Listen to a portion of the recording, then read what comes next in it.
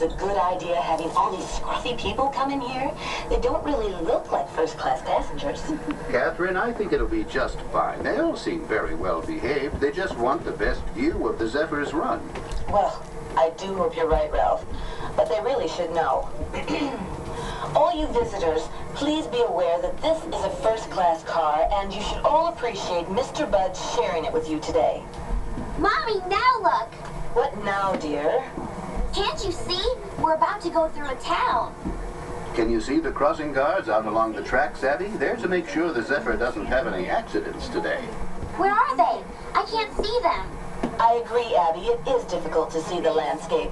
In some ways, Ralph, don't you think it's almost a shame the Zephyr moves so quickly? But Catherine, in the 20th century, the race goes to the swift. The railroad simply must keep up. Mommy, now we're passing a car. They can't keep up with us.